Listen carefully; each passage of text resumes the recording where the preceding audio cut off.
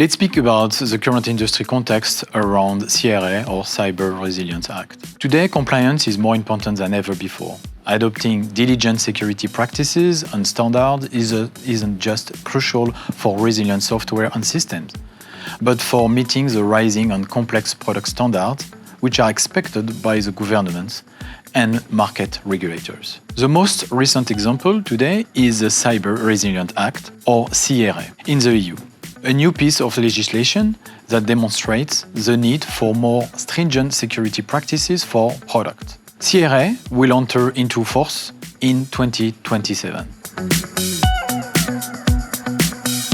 The CRA is relevant for all products, digital elements sold in the EU. Under the CRA, all devices and products with digital elements are classed into three categories. First, non-critical.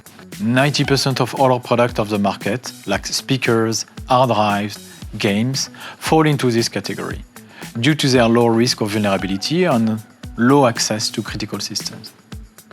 Then we have the class 1, low risk.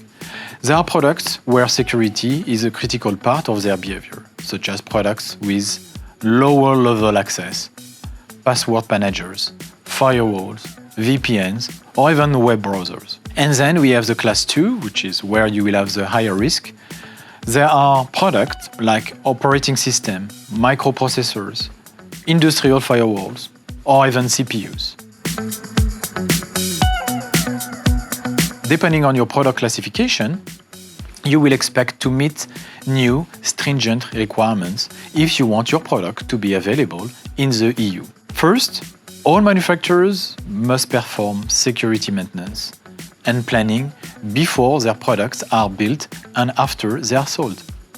You need to track and report exploited vulnerabilities to the European Union Agency for Cybersecurity within 24 hours of discovery.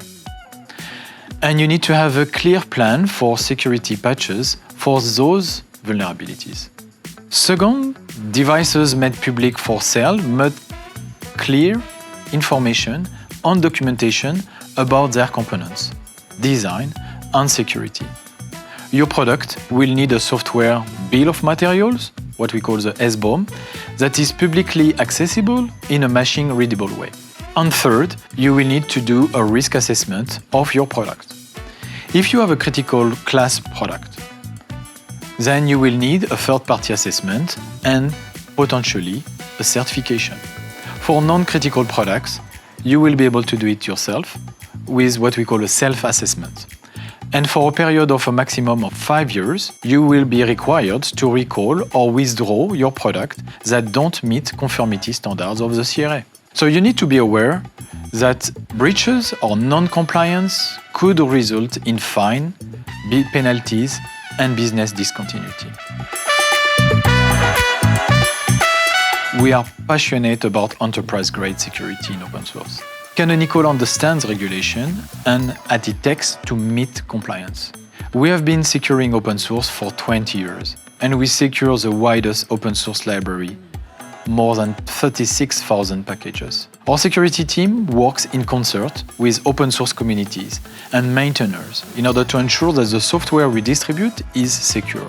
We are committed to delivering CRA-compliant Ubuntu, and we are committed to help our customers deliver on these new security requirements.